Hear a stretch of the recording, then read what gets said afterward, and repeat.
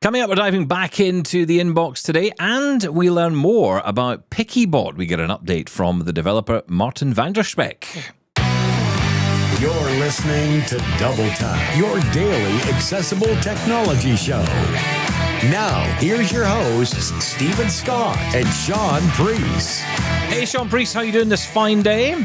I am gorgeous. Thank you, Stephen Scott. How are you, sir? I'm good. I want to say we've got a great conversation coming up. You had a chance to catch up with Martijn Van Der Spek. Yes. I have to put that spec in. I like doing that.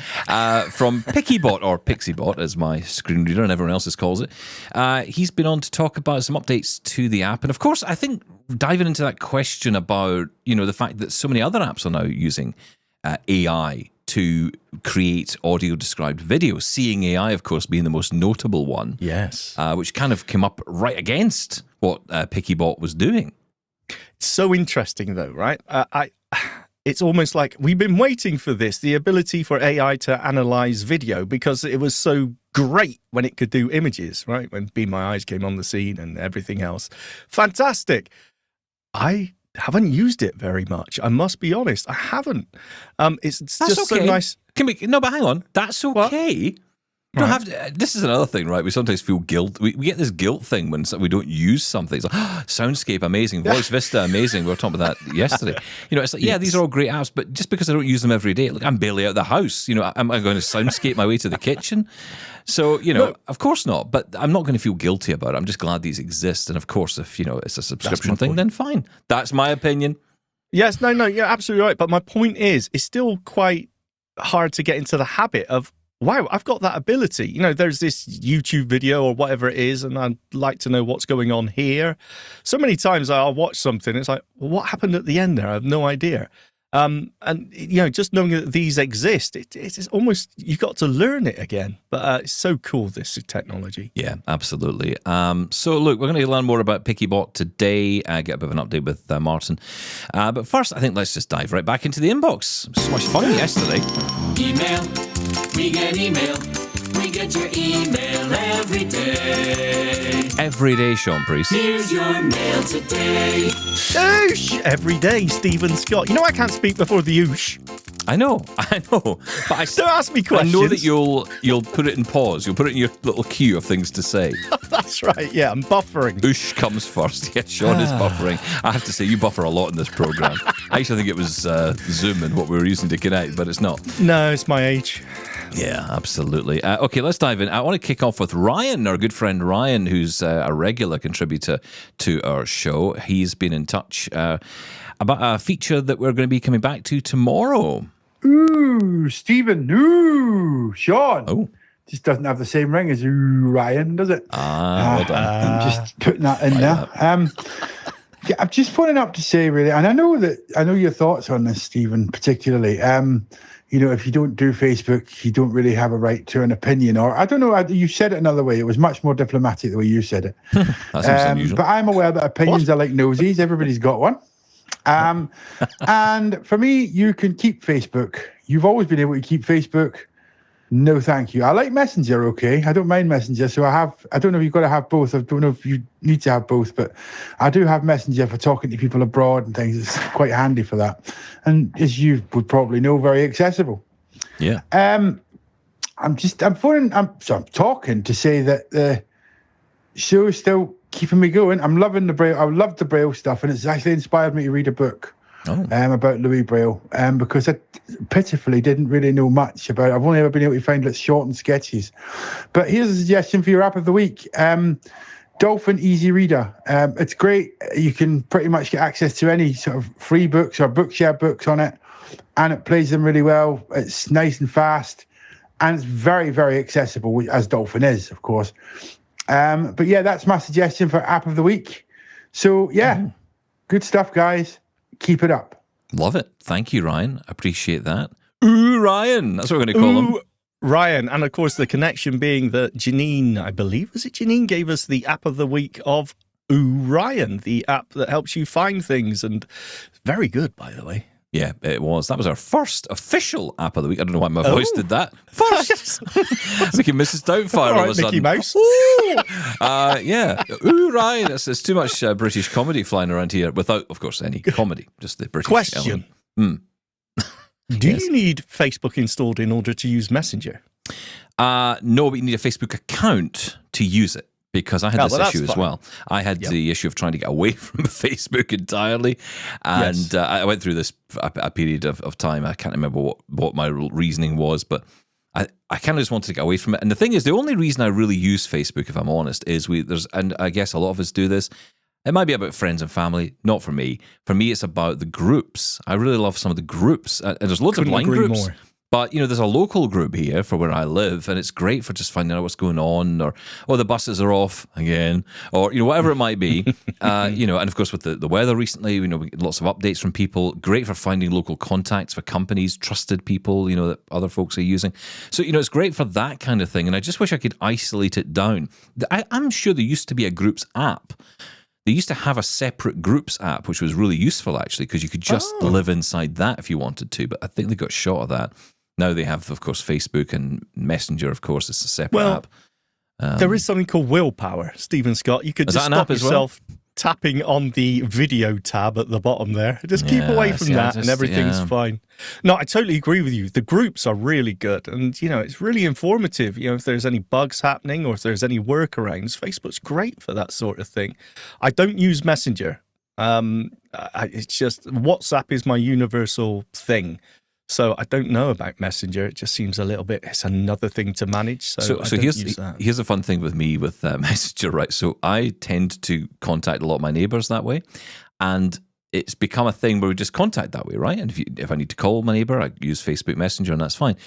I haven't quite worked up the courage to say, could I just have your phone number? It's like they're all celebrities around here, and it's like I can't ask anyone any phone numbers.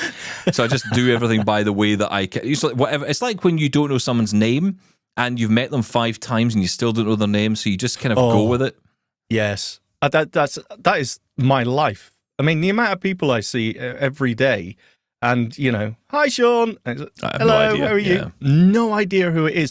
And now it's got to the stage where it's too late to say, sorry, who are you? What's your name? It's too late. I've missed it. My favourite one was a neighbour who said to me, actually, because I had, they had shouted from their house. And so you just do the association game, right? You just go, well, okay, that person's at that particular location. Yeah. That's who that is. And then later they said, actually, it wasn't who you said hello to, it's me, And I said, oh, hello, you, and fine. Yeah. Sorry, you are. And then once we got through all that, I realised that person was just over visiting the other person, so therefore I'm like, well, you were in the wrong location. What you should have done is walked back to your house and said hello from there. And have you then not I would have followed said the hello to blind you. rules? Exactly. Yeah. Don't you understand the code of blindness? Oh, it is funny, though. I just, lucky enough, people just assume that you can identify their voice every time. And the truth is that a lot of people just sound like anyone else. It's really difficult. Especially in the moment, you're thinking of other things, like trying not to be killed by transport. Yeah, it's all context. You're absolutely right. I mean, this person always says hello to me there. I think that's so-and-so. But just to be safe, it's hello, mate. Always, just as a matter of courtesy, and I know I'm not one of those people who likes to set up the list of rules, things you must do when you meet a blind person. I hate all that nonsense. I see it online all the time. I don't hate it. It makes sense. I hate it because it's ridiculous. Like, because people, of course, everyone is only ever thinking about you because you're the only person in the world who exists. Well, they know, if people know you're... Look, today I went to the shop and they insist on opening the door for me. That's nice. It is nice, and that's the reason I haven't said, you know what, actually it makes it harder for me when you say, let me open the door, and you rush out from the counter and get the door for me, because I don't know where the door is. I don't know if I'm going to walk into the side of the door. I can find the door absolutely fine. It's not a problem. It's all about manners and social It's when you're trailing. It's when you're doing that thing where you're... Because like I go into my pharmacy and I do this, and what happens is when I go to the door... I didn't know this, but the door has an automatic opening function. But I think it doesn't automatically open like when people walk up to it. But there's a button you can press and it will open it for you. I hate that. And I think the design is for wheelchair users, right? Wheelchairs, so yes. If you go up to the door, you can press the button. I didn't know there was a button, and so I was trying to find the door. Yeah, I pressed the button, but then the way they had designed it was the button is actually behind the door. So the door actually swings out towards you, so it hits you as it's opening. Ah, perfect. It's It like should a be on the torture opposite device. side, right? It should be on the side where the door would open, but it doesn't. It's on the other side. So when you press it, the door's actually opening, so they have to come round the door to get out. Of course, being trapped by it in the first place. But that's well done. But the problem is that if you're trying to find the door, you're trailing your hand along the door to find the handle, right? And as soon as you start doing that, that is when the sighted zombies come out. Because they all come, oh, no, hang on, I'll get it for you. As if you will never find it. Of course you will find it. Just leave me to it. But it's very hard to explain that to people, and I'm fed up doing it, if I'm Those being brutally honest. buttons are the bane of my life. The amount of times it's like, I can't get I'm feeling everywhere, feeling the walls, and it's there. And it's funny because it's there for an accessibility reason. Yeah, I know. And I bet it's got Braille on it as well, which is just, hilarious. I think my favourite, did I not hear once about a button? It was a button and the label below it was in Braille and it said, do not touch. Really? What was that for? I was in a train, I think. I remember hearing this story and it just made me laugh because I thought that's just such a wonderful, what have I pressed? Have you ever pressed a button where you definitely should not have pressed the button? I've pressed alarms umpteen times. Elevators are classic. The disabled toilet. I pulled that cord more times than I like to think. And how many times? I mean, not only we were somewhere, I can't remember where we were, and I was trying to come back up, and all I could do was basically set the alarm off on in the elevator. I can't think it was that. It was Side Village. I think it was Side Village in London we went to. Yeah. Yes. I was sent off I was dispatched to get the KFC. So Of course. Oh yeah, that's right. That's when you were in the wrong room. Remember that one? Yeah. Yes. Yeah. All right. Let's quickly move on. Emails, you say? It was so funny. Wouldn't it be hilarious if one day we found out who that person was, that the room you were in? Like they were tuning in one day, just randomly listening. I'll just check it. What's this garbage? I've nothing to do. I'll just sit and watch this nonsense on YouTube or something. And they hear, oh, hang on, that's the guy. Can I just say, I don't have any money, any savings, any investments. I own nothing, so suing me will do absolutely nothing for you. I can attest to that. He is hopeless. Okay, so let's move on. Let's go to, I think Scout is up next. Stephen, have you heard of an organisation called the IETF, or International Essential Tremor Foundation? Oh. My first wife has had her tremor since childhood, which is apparently a rare thing, like your eye condition. I wonder if they have very many of our community, such as yourself, that are involved, or even have knowledge of those with a mixture of both conditions. What support, if any, are you seeking for your tremor? She uses weighted silverware and a sort of wrist weight to help with doing other manual tasks. She uses drinking straws a great deal, as she does not drink many hot liquids, and her tremor is more defined than yours, as best as I can tell. Just some food for thought. Thank you, Laura, for all these emails you read for us. Sincerely, says Scout. Yeah, let's not forget lovely Laura, who reads our emails. Lovely round of applause for Laura. Come on. Yes, God bless you, Laura. Absolutely. Yeah, no, look, I mean, I have a hunch we've played this email already. I could be wrong, but maybe we didn't. I know we listen to them off air so many times sometimes that we forget if we've played them on air or not. Okay, let's... Well, I want a Tremor update anyway. A Tremor update. It sounds yes, we need horrific. a jingle. Yeah, there you go. That's all I can give you. There you go. Yeah, well, look, I mean, there's not a huge amount of not a huge amount to say, other than it has definitely progressed a little bit, and I'm well aware of that. It does really tire out the wrist. That's the problem. So the constant movement of the hand does tire out the wrist.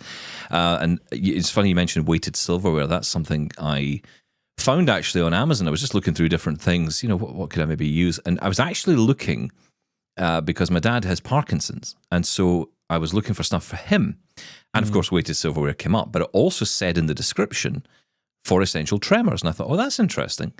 And didn't really put two and two together. Did eventually. Came up with the answer 4, which apparently is right. So there you go. Well done. And then when I did that, I moved on and bought some weighted silverware. And did it make a difference? Yeah, it's amazing. It's amazing the difference. It's weird because if you don't have a tremor, you'd find it really awkward to use, I think. But it does. It does hold the hand in place. I mean, as best as it can, right? But it does do that. I mean, if I am having a particular episode with it,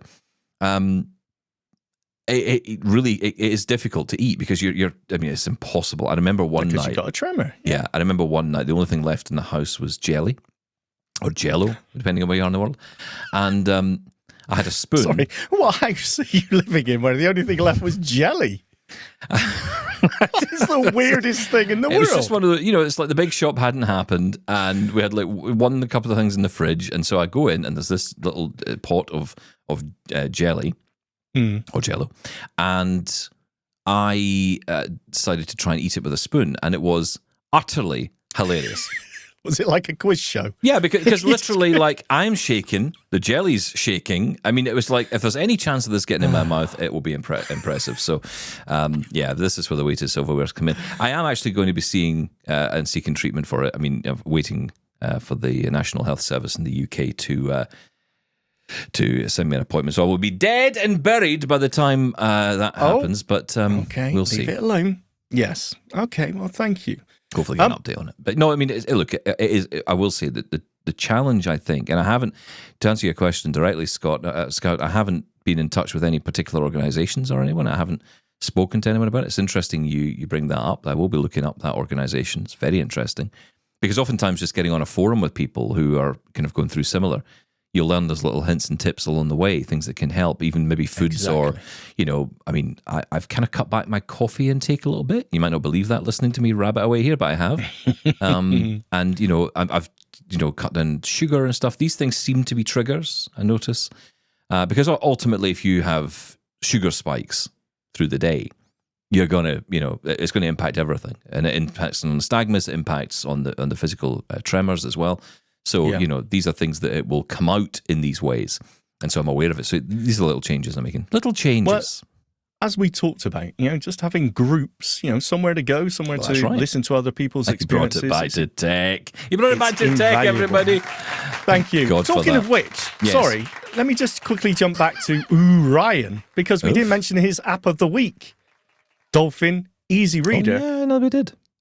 And an excellent choice there. It's a very, very good app. And let me say this as well. Dolphin seem to get sort of forgotten about sometimes. No one puts Dolphin in the corner. They do excellent work. They do Good luck trying. Screen reader. And a Dolphin in the corner. No, everyone's got that in their heads. Okay. Thank you. This is the only radio show for blind people that actually gives you images. We just give you the image in your head. No, it's a great app because I was using it to read my newspapers from the RNIB newspaper service, of course, but newsagent. But in the US, you've got NFB Newsline and you've got other options around the world. Oh, there's loads. But and tons in the app you can choose from, which is brilliant. You can just add your service, connect it up. To be perfectly honest, it's a lot easier to access those kind of services via Dolphin Easy Reader on the phone. That's probably the best way to do it, actually. I think so. They did a great job with that app. Okay, thank you for that, everybody. Now we got more. I love this one. No idea clearly who has sent this in, so apologies if your name is here. I haven't heard it yet, but all I have here is someone somewhere, which that's actually something I'd write down. Someone somewhere has sent in this message. So to you, someone somewhere, here's your message. Hi, Double Tap team. I know there is a lot of buzz about the Meta Ray-Bans and the Envision glasses, but are there glasses that are not necessarily smart glasses, but that are just a camera that your phone can interface with? Thanks for any suggestions. I've really enjoyed your show since I found it early last year. I have missed having a blind or tech podcast to listen to, as I spend my formative years listening to shows on a certain ESPN network minus the E. I appreciate the banter, your friendship, the community, and the unflinching conversations about things I think a lot of us might have similar views about, but don't necessarily feel comfortable sharing in the wider blind world. Anyway, keep speaking out, keep buying new tech. Can't wait to see the old tech in your loft, Stephen. And happy tapping. Say hi to Bob and Bob's babies for me. Sincerely, someone somewhere in the Pacific Northwest. Oh, you called yourself someone somewhere, right? Okay, now that makes sense. You thought I got it wrong, didn't you? You were about to jump on me and say you don't know what you're doing. That was exactly there. I do that anyway, to be fair. Hello, Bob's babies. Bob's babies are actually kind of out the way at the minute. They're not actually in shots. If you're watching on YouTube, you won't see Bob's babies. I know. Nobody puts Bob's babies in the corner. They're sitting with listen, they're trying to coax the dolphin back out of the corner. That's the thing at the minute. They've got some work on over there at the minute. Stop it. Glasses with a camera that you can use with your smartphone. I want to say no, but there is a caveat to this. Maybe with Android smartphones. With the iPhone, absolutely not. There's nothing that you can any glasses that you can wear. There are glasses that exist with cameras, but they don't integrate with the iPhone. You can't, for example, open up Seeing AI and say, use my glasses camera. It doesn't work like that.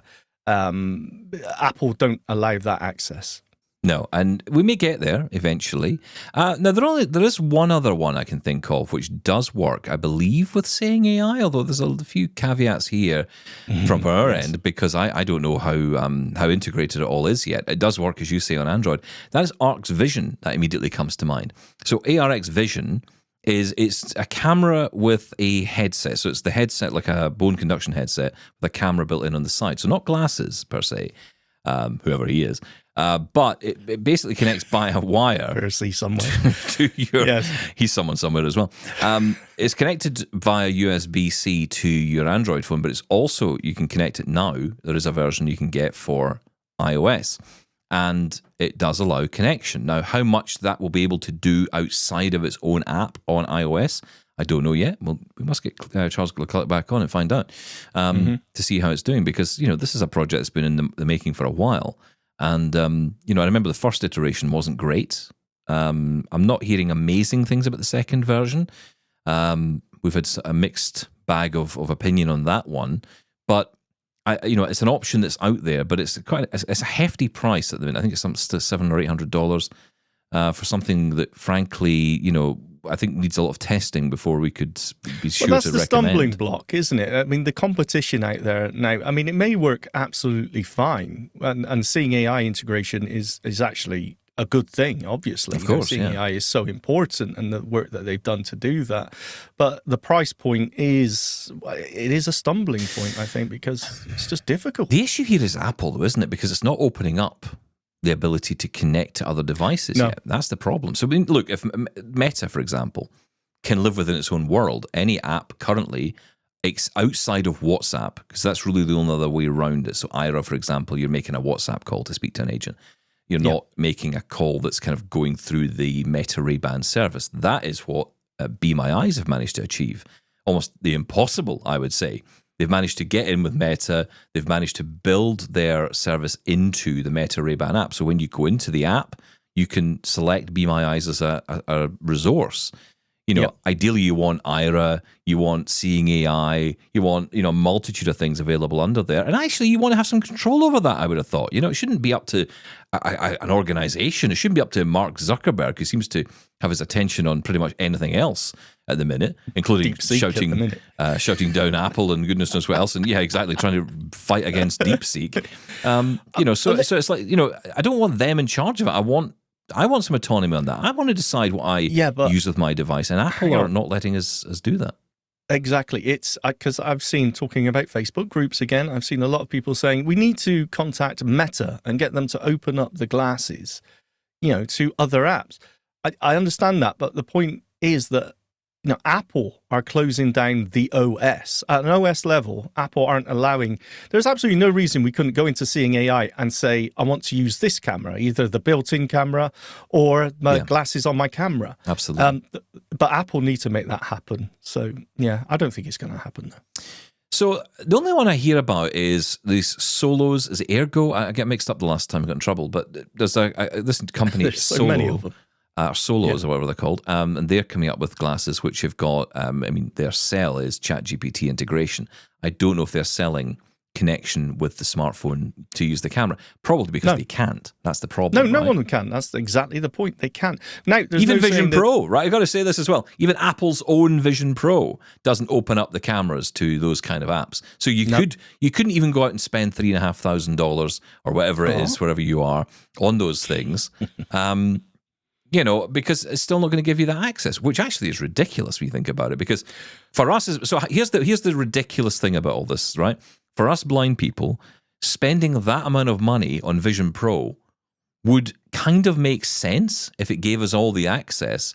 Because when you think about the alternatives out there, they're kind of creeping very close to that price. Oh, yeah, exactly. Same price as, the Envisions were, right? Yeah, they've come down, obviously. But they've come down now since. But I'm saying that's for our sort of hardware and tech. We don't bulk at $3,000. But yeah, we were excited about, hey, maybe this will open it up with the Vision Pro.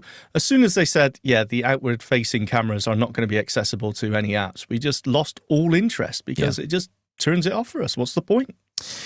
Okay, well, look, thank you, someone somewhere. I appreciate your email, and we hope that helps a little bit. Probably not much. Certainly doesn't give you the answer you were hoping for, which is there's a solution. We will investigate this Arts Vision though and see what's going on with that, because the fact that it can connect to iOS and get access to the camera potentially inside other apps is interesting, but it's all potential. Yes. And it's all I don't know is at the minute, because we haven't had the detail yet from the company. We'll try and get Charles Leclerc back on to give us all the details.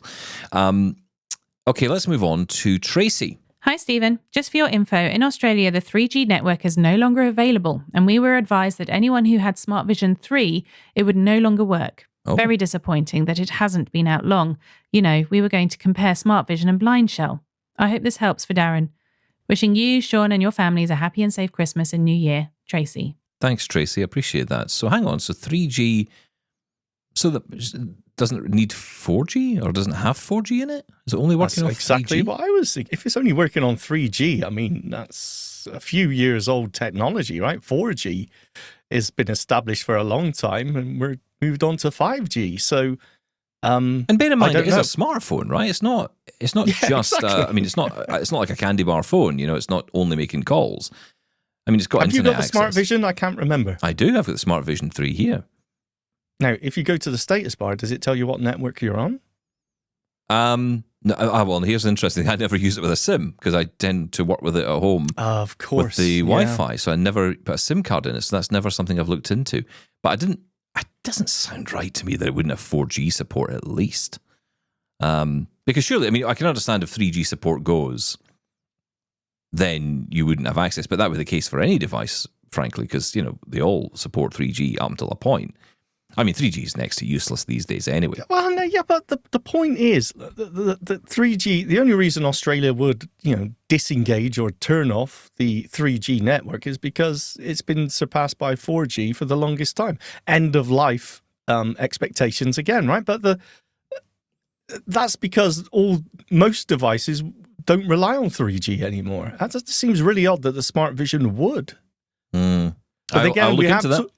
We have talked about the dated hardware used in assistive tech sometimes. Maybe that's absolutely correct. I mean, that's ridiculous if that's the case. I still say, and I'm sorry, I keep going on about this, or at least feel like I've gone on about this, but the Capsys range of devices, I think, has got great potential. I think they could create a really because I think they've actually created something really clever, because they haven't built. I mean, they have built a launcher to some degree, and most phones do, right?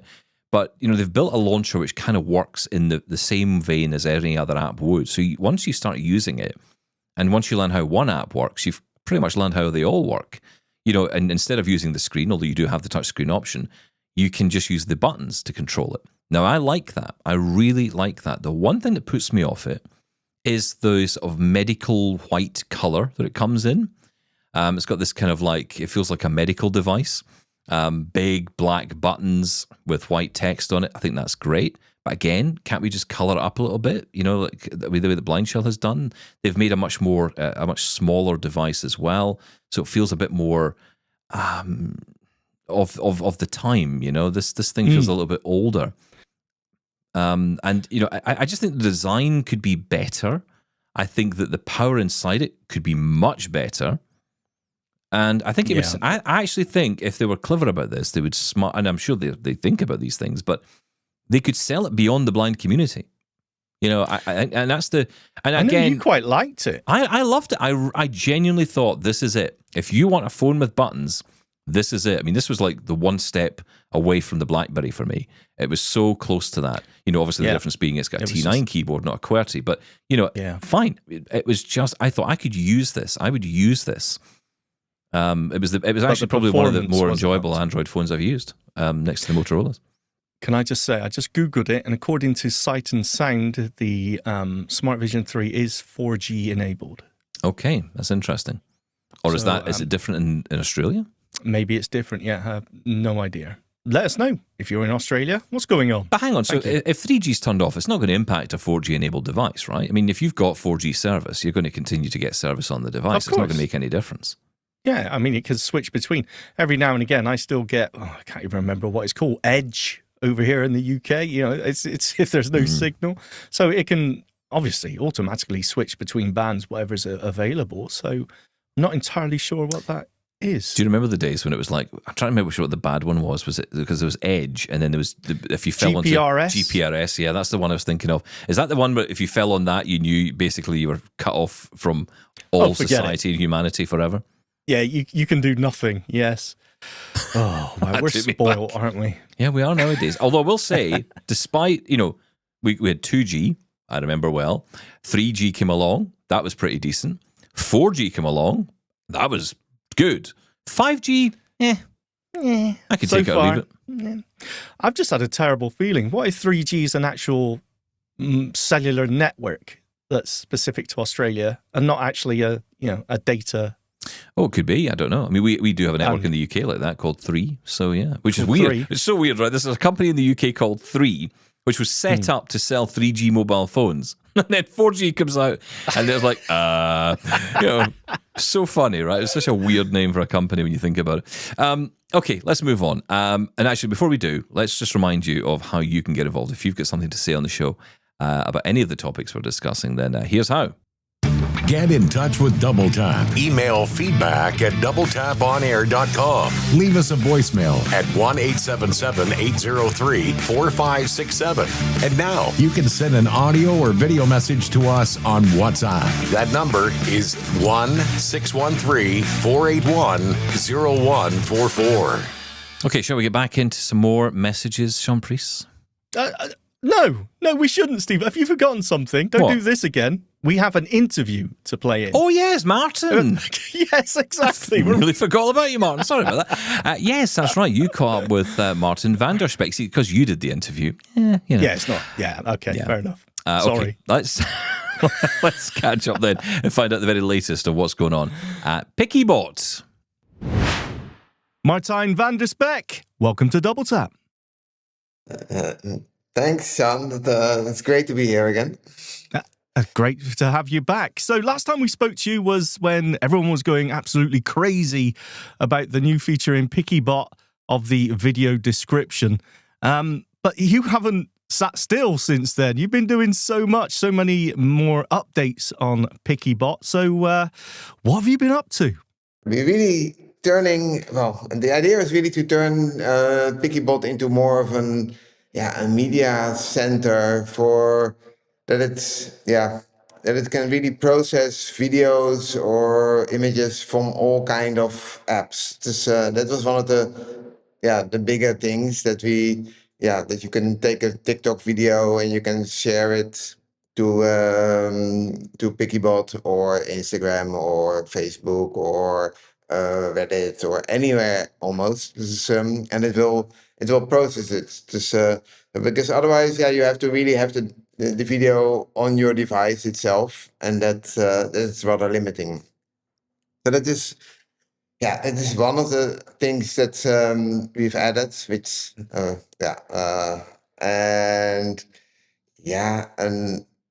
another thing is really the audio mixing. So people were saying, that's by the way that's only a Pro feature, but you can share your video with your audio description, and then it will mix it together with the original audio. So you can set the volume levels of both the original video and the description, and then it will mix that together.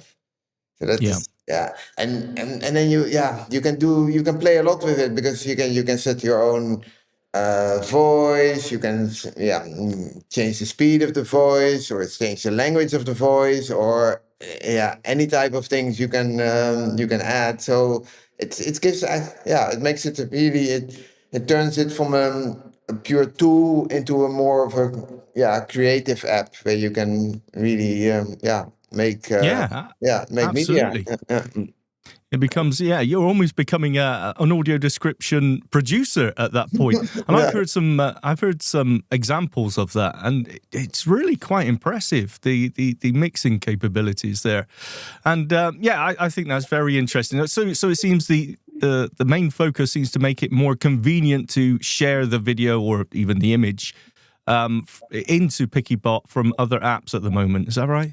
Right. So both into PickyBot, that's the main feature that's available for everybody, and it makes it very flexible. And the exporting is is the other feature. So both in and output has been enhanced since we last spoke. And the rest is it's an ongoing process. The models get better, as new models become available, I'll add them. The latest ones have been the Amazon models. So they get so people get a choice of 13 different models at the moment. It is 13. Yeah. I didn't even know there was 13. Wow, that's incredible. Well, that's that was sort of the unique feature about PickyBot. Being able to pick the AI service to gather your description, and it was quite interesting just to play and see the differences in the descriptions you got from the different services. You talk about the AI models themselves getting better, or at least being updated to new versions. Have you noticed yourself any particular increase in any particular AI service? Which one do you prefer at the minute? I think that really in December, Google took a major jump. But these new Gemini models are really, really powerful. And if I would choose one model at the moment for the most elaborate, accurate description, I would take the Gemini experimental 1206 model. That is the right now it gives but it also depends, because what do you really want to focus on? Like, I still feel that the Claude models, they are better in describing expressions of people, and actually the Mistral model, that's the only European model in the whole list. That is actually kind of the least censored at the moment. It is it goes a bit more to some images that other models don't describe. That Mistral will do that. So it's good to have choice. I think it is to be able to switch between models. It is. And one model may work well with one particular video, or it could change from video to video, right? Exactly. It is. And it's still there's still censorship, and then some rightly so. For some videos, it's like I got one person complaining, this YouTube video is not working. It's really not processing. And then, but it's only 2 minutes. No, it should process it. And have a look. And then, can you share this video? And then he shares the video, and it's just like consists of all the bloodiest murder scenes in a particular movie. And that was the consistence of the video consisted of that. And it will then refuse to process that. Well, it is so be it. It is some things are out of your control, right? You're passing it over to the AI. Right. Talking of that, I mean, how's the uptake of PickyBot? As I said, it was everyone was talking about it when you first released it, especially with the video description. But since then, we've seen apps, such as Seeing AI, sort of get into the video description AI segment, if you like. So, what do you feel about other competition out there? But I feel that, at the moment, PickyBot is still, ahead of the competition, which is a bit surprising to myself, because I thought, why don't, these models, you can add them and you can use them, but, I think I'm really fast in jumping on any new developments and integrating them. Right now, the new challenge is, of course, the live AI modes of both OpenAI and Gemini. And unfortunately, that is not yet accessible to me, but it will be soon, I'm sure. It is, and then it will be good to integrate these models again for a specific blind and low vision use. Like lots of people are saying, well, I really want something to when I'm looking for something, so I'll give an instruction to the model to like look for my keys, look for my car, look for whatever it is, and then it will then automatically alert you as soon as it sees that item that you have described. That is what I'm hoping to integrate into PickyBot soon, but for that I need access to these live AI models. Wow. Yeah, I keep saying that this live video mode at the minute is very passive. It's not active. It's waiting for you to prompt it rather than saying, hey, yeah, I see your keys are over there, which is what we really want. So that's going to be exciting. I want to get into the live video aspect in a second. But before we go there, I just want to ask a question. And bear in mind, I'm a very simple man, Martijn, so keep this simple. If you haven't got access to the live video sort of features of AI, and indeed when you had PickyBot running and describing video, it wasn't even available anywhere, how are you actually doing this? How are you getting descriptions of videos? Is it just by taking a series of pictures of descriptions? No. It is actually the different models do it differently. It is, and you will see also that the live AI models, they actually do picture by picture processing. At least Gemini does. OpenAI, again, I'm not 100% sure.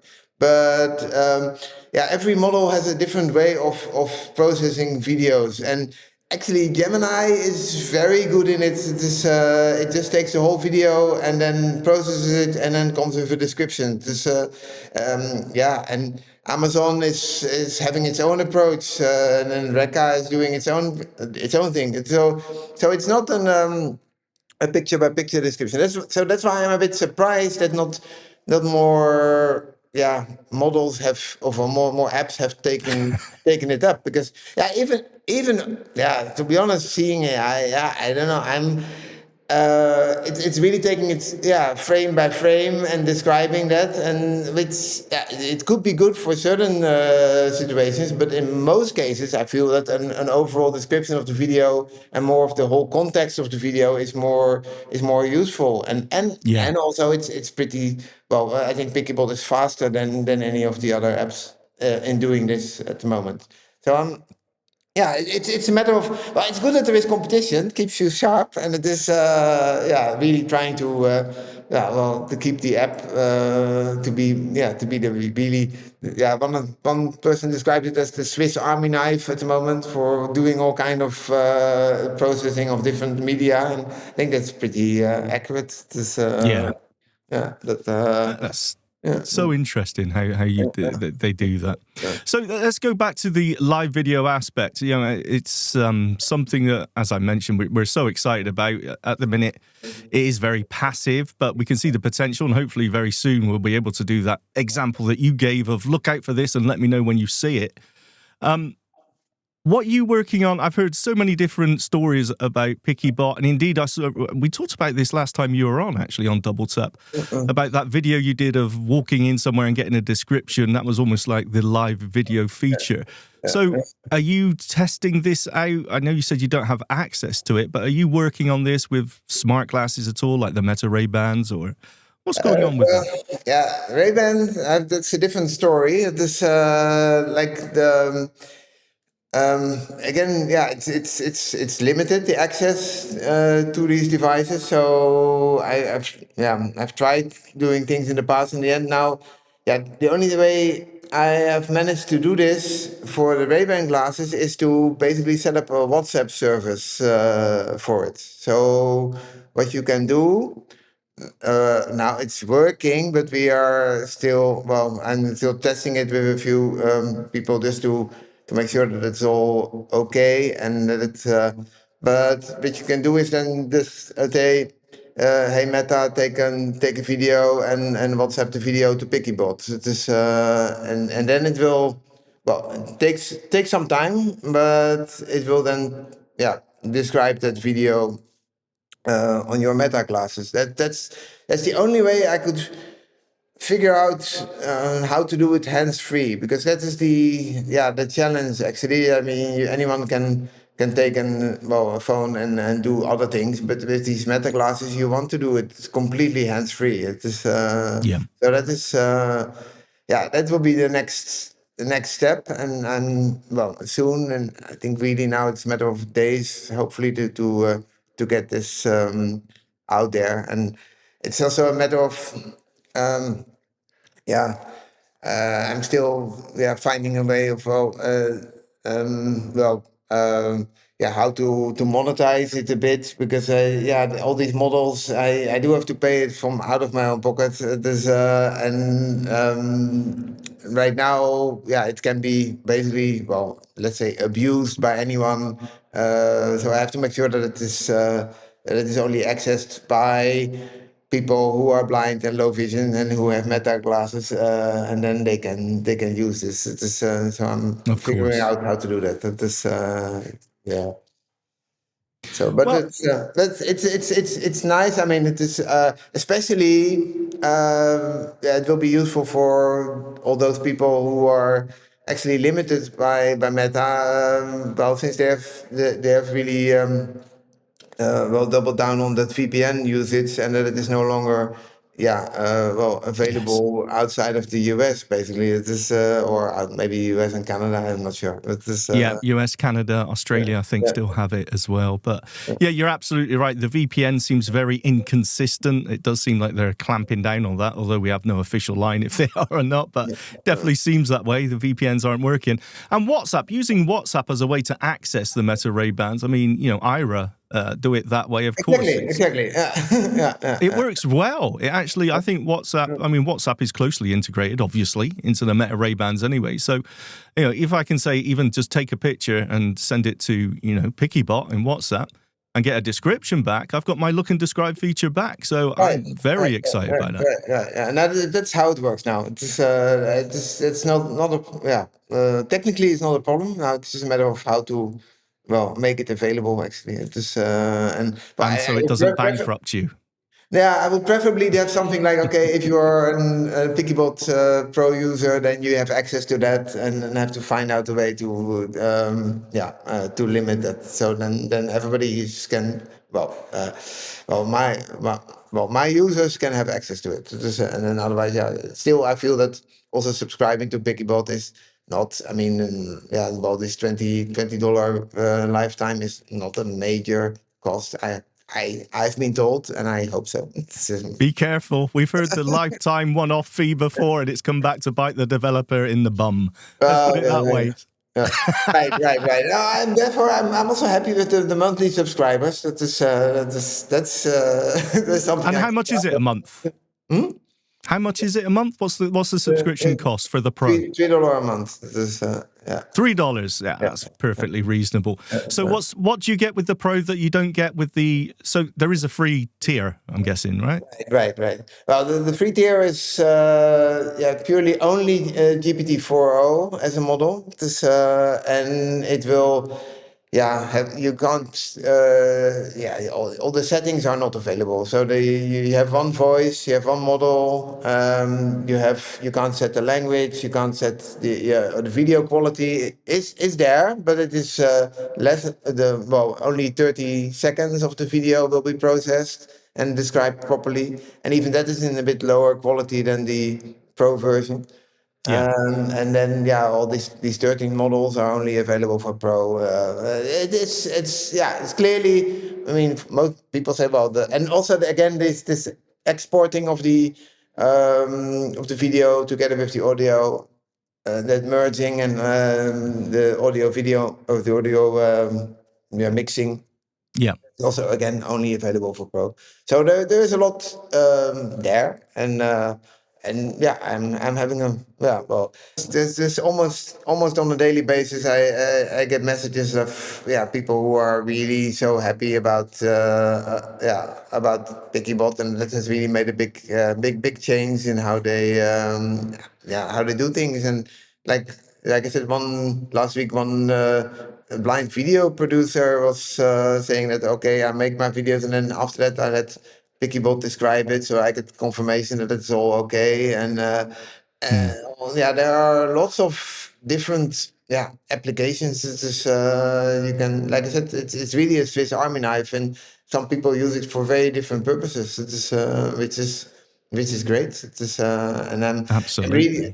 I'm really happy to work on an app like this. Just been working on it for almost a year. And every time it becomes some new challenges come up, and for me it's interesting, because not only am we working with the latest technology, but it's really making a difference. It is Well, it absolutely is. Even if you're not a creator or, doing this as a profession, it's just nice to be able to feel like you're included in, being able to get, I know what this Facebook video is on about now. I know what's happening in it. It's so cool just to be included in something like that. And PickyBot makes that happen. So it's fantastic. One final question, though. Are you going to change the name? Because, voiceover still calls it PiccyBot, and it drives me crazy every time. When are we going to change the name? I know. That's the voiceover problem. But I'm sticking with PickyBot because the good thing is about it, that whenever if you do any Googling or anything, and you, at least with the current spelling, you will get only pages of references to the actual app, and doesn't get any. So it's very easy to find, and that's true. I should ask: is it available on Android, PickyBot? Yes. It is. Yes, I thought so. Yeah. And until last week, it was a bit behind in the feature, so that the audio mixing wasn't working yet on Android, but that's also working now. So it's all there. I have to say that the iOS users are a bit more vocal in how they use it, and the Android version is somehow, it's very popular in Brazil, for instance. It is but really, it is, but still, I feel that the app is PickyBot is. If I see the pro users, you see them in Europe, and mainly in Europe actually, and also again maybe because of the languages and the US. Yeah. And then but somehow Asia, and I've now got some contacts in South Africa, but it's very limited there in Asia and South Africa, which is a bit unfortunate. But I'm hoping that will get better as well. It remains to be very popular. I hear so many people talking about it. So you're making a lot of people very happy. So thank you very much. It's really a pleasure to do that. And it's great to. Actually, you're the first guys who have re-invited me in for a second talk for a podcast. So must be doing something good, right? Yes, exactly. Well, I hope to talk to you again. Thank you so much for joining us today.